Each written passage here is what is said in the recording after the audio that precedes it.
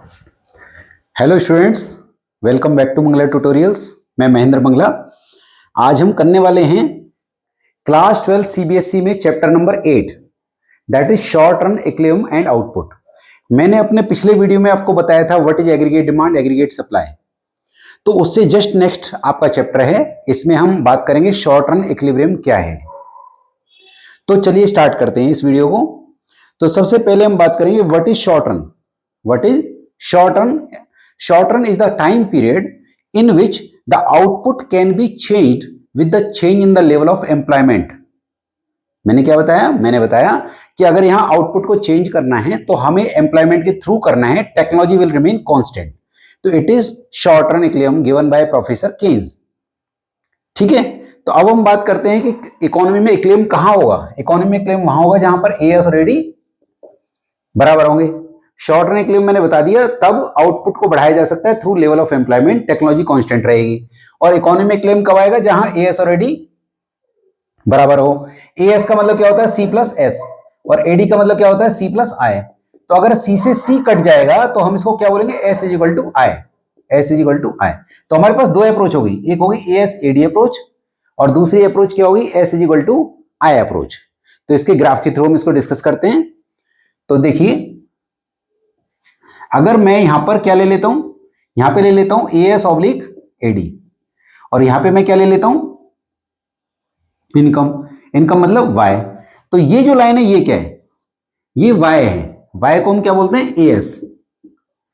और ये 45 degree angle पे होती है, ये मैं आपसे ऑलरेडी डिस्कस कर भी चुका हूं पिछले वीडियो में। ये लाइन क्या है? आई, अज्यूम्ड टू बी कांस्टेंट। ये लाइन क्या है? कंजम्पशन। और इस वाले पॉइंट को ए बोलेंगे, और यहां से यहां तक ये क्या है हमारा? ये है ऑटोनॉमस कंजम्पशन, मिनिमम कंजम्पशन।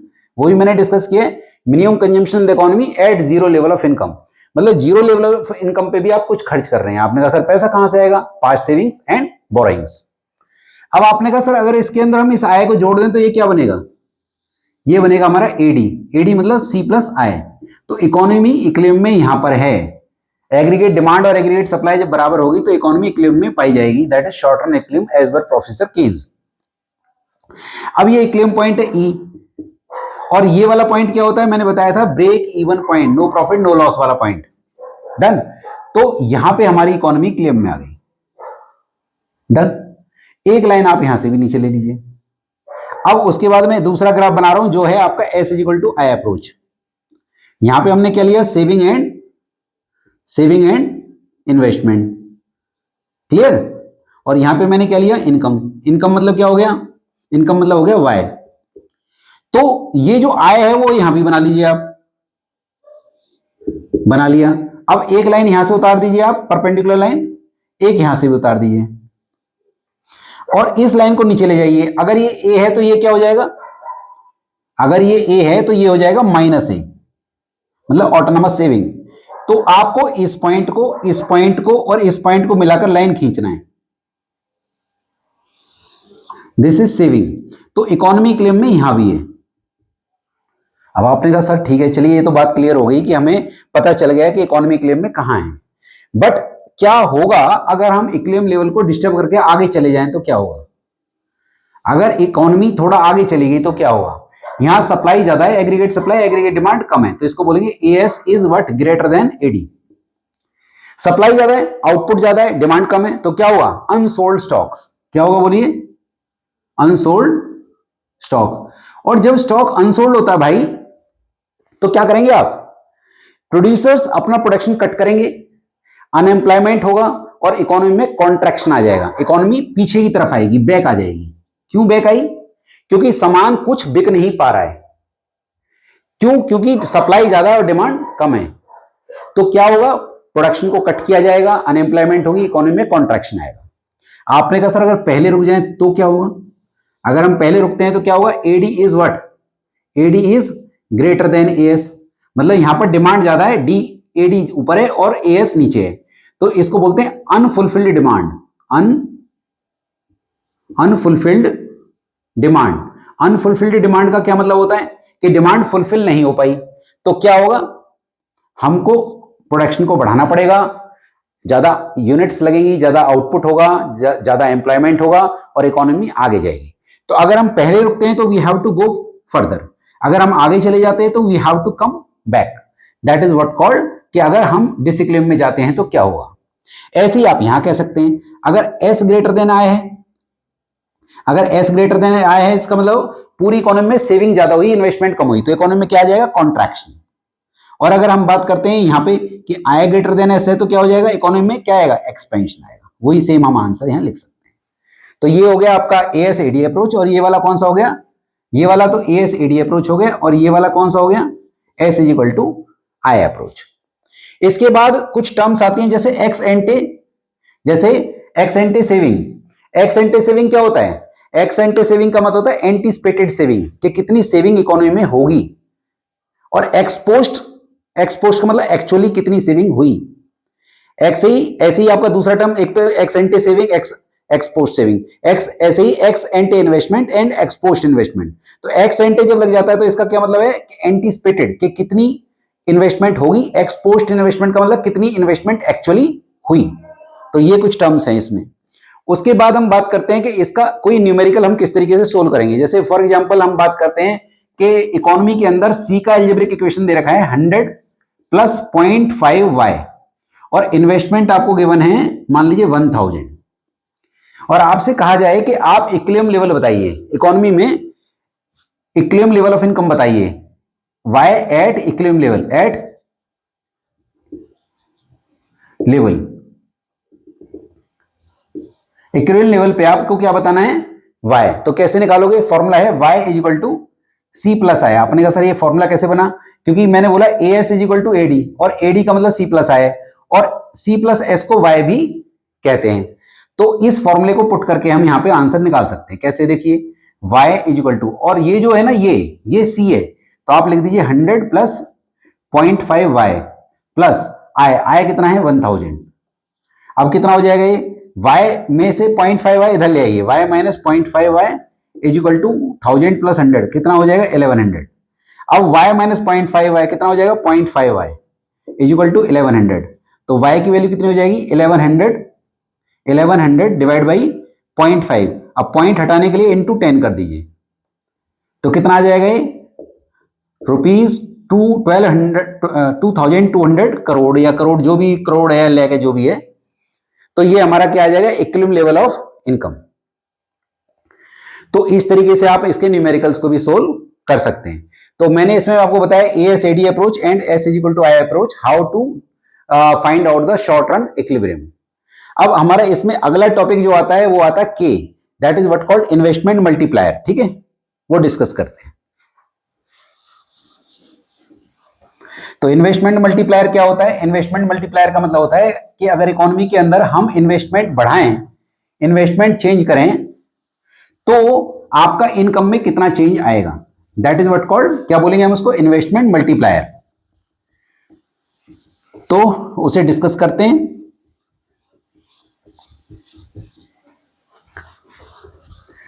तो इसके हमारे तीन फॉर्मूलाज हैं। पहला फॉर्मूला है delta Y upon delta I, मैं लिख देता हूं, यहां पे मल्टीप्लायर को के बोलते हैं। क्या बोलते हैं, के। के हमारे तीन फॉर्मूलाज हैं, एक है 1/1 माइनस एमपीसी, एक और भी है 1/MPS, एक और भी है delta Y upon delta I. मतलब फॉर एग्जांपल इकोनॉमी के अंदर 100 करोड़ से इन्वेस्टमेंट बढ़ाई जाए और इनकम 300 करोड़ से बढ़ जाए, तो आंसर कितना आ जाएगा, 3 टाइम्स। क्लियर। अब इसको हम ग्राफ के थ्रू भी समझ लेते हैं। देखिए अगर हम इसकी बात करें इन्वेस्टमेंट मल्टीप्लायर की, तो हम इसको एक ग्राफ के थ्रू समझने की कोशिश करते हैं। कैसे, यहां पे हमने क्या ले लिया, यहां पे हमने ले लिया एएस ऑब्लिक एडी, और यहां पे हमने क्या ले लिया, इनकम, दैट इज वाई। तो ये लाइन क्या है भाई, ये मैं बता भी चुका हूं, वाई एएस 45 डिग्री एंगल पे होता है। ये लाइन का है हमारा AD, AD that is C plus I. तो ये हमारा इकोनॉमी का इक्विलिब्रियम लेवल हो गया, y0 कह सकते हैं आप इसे, इक्विलिब्रियम लेवल है। अगर इकोनॉमी के अंदर इन्वेस्टमेंट और बढ़ा दी जाए, इसको बोलेंगे हम AD1, इसको बोलेंगे C plus I plus delta I, मतलब हमने इन्वेस्टमेंट और बढ़ा दी। तो और बढ़ाने से गवर्नमेंट ने बढ़ा दी, कुल मिला के हमारा इकोनॉमी का इक्विलिब्रियम लेवल ई से कहां चला गया, E1। तो यहां पे आप देखेंगे कि हमारा जो इनकम लेवल है इकोनॉमी का वो यहां से यहां शिफ्ट कर गया। इसको बोलते हैं फॉरवर्ड मल्टीप्लायर इफेक्ट। क्या बोलते हैं? Forward multiplier effect. क्लियर? आपने कहा सर अगर इसका उल्टा कर दें, हम इकोनॉमी के अंदर से इन्वेस्टमेंट कम कर दें तो क्या होगा? कर सकते हैं, आप इसको नीचे की तरफ बना दीजिए। तो AD2 that is C plus I minus delta आई। तो अगर इनकम इन्वेस्टमेंट घटाई जाएगी तो हमारा जो हमारा लेवल है इक्विलिब्रियम लेवल वो भी बैक में चला जाएगा। बैक में जाने का क्या मतलब हुआ कि जो इनकम लेवल है वो बैक चला गया। तो इसको बोलेंगे हम क्या? Backward multiplier effect. क्या बोलेंगे? Backward multiplier effect. क्लियर? ये मैंने आपको ग्राफ के थ्रू भी इसको एक्सप्लेन कर दिया। अब इसका एक न्यूमेरिकल एग्जांपल भी आ जाता है कि आप एक हाइपोथेटिकल सिचुएशन लेकर आप मल्टीप्लायर मैकेनिज्म को समझाइए। किसको समझाइए? मल्टीप्लायर मैकेनिज्म को समझाइए। तो मल्टीप्लायर मैकेनिज्म को समझाने के लिए हमें दो चीजें अज्यूम करनी पड़ती हैं। एक तो एमपीसी, लेट द एमपीसी भी 0.5। एमपीसी को हम कितना अज्यूम कर रहे हैं फिलहाल? अभी 0.5। और first round, second round, third round, fourth round and so on. तो राउंड्स हम इसमें काउंट करेंगे। अब हमारा डेल्टा आई जो है वो हमने 100 करोड़ अज्यूम करा। कितना अज्यूम करा? 100 करोड़। ये अब हमने दो चीजें अज्यूम करी। एक क्या क्या? एक तो एमपीसी 0.5 और एक मैंने डेल्टा आई अज्यूम करा कि इकोनॉमी के अंदर 100 करोड़ का एडिशनल इन्वेस्टमेंट हुआ। तो जब भी इन्वेस्टमेंट होता है तो इनकम में भी चेंज आता है। तो पहले राउंड में जो इनकम में चेंज आएगा वो सेम आएगा। याद रखिएगा, किसी का एक्सपेंस किसी की इनकम बन गया। गवर्नमेंट ने इतनी फर्दर इन्वेस्टमेंट करी तो किसी ना किसी की तो इनकम बनी होगी ना। मान लो गवर्नमेंट ने कोई डैम बनाया, ब्रिज या फ्लाईओवर वगैरह बनाया, उस पर जो गवर्नमेंट ने खर्चा किया या गवर्नमेंट ने अपने एम्प्लॉइज की सैलरी बढ़ाई, तो गवर्नमेंट का जो इन्वेस्टमेंट है वो ऑटोमेटिकली किसी की क्या बन गया? इनकम बन गया। गवर्नमेंट ने कोई फैक्ट्री लगाई तो अल्टीमेटली जो भी एक्सपेंस हो रहा है किसी ना किसी की इनकम बन रहा है। तो पहले राउंड में जो इन्वेस्टमेंट हुआ वो किसी की इनकम बन गया। एमपीसी जो है, क्योंकि मैंने उसको माना 0.5 मतलब आधा खर्च हो जाएगा, मतलब 100 है तो 50 खर्च हो गया, तो कितना सेव हो गया? 50 सेव हो गया। तो जो खर्च हुआ वो किसी और की इनकम बन जाएगा। सेकेंड राउंड में उसका भी आधा खर्च हो जाएगा और आधा सेव हो जाएगा। वो जो खर्च हुआ वो किसी और की इनकम बन जाएगा और आधा खर्च हो जाएगा और आधा सेव हो जाएगा। And so on, and so on, and so on. और ये चलता रहेगा इसी तरीके से। तो आपने कहा सर ठीक है, चलिए सो ऑन हो गया ये। तो अब आप मुझे बताइए कि टोटल कैसे निकालेंगे हम। देखिए यहां तो 100 ही रहेगा। अब ये वैल्यूज मैं आपको निकाल के सिखा रहा हूं कैसे करेंगे हम। इसमें हम फॉर्मूला लगा देंगे। जैसे 1/1 माइनस एमपीसी है तो 1/1 माइनस 0.5, क्योंकि मैंने एमपीसी को कितना लिया? 0.5। तो ये आप फर्दर सोल्व करोगे तो 1/0.5, पॉइंट हटाने के लिए ऊपर 10 आ जाएगा, कट हो जाएगा, तो ये कितना आ गया? 2। अब इस 2 को मैं यहां पुट कर देता हूं, यहां पे इस फॉर्मूले में।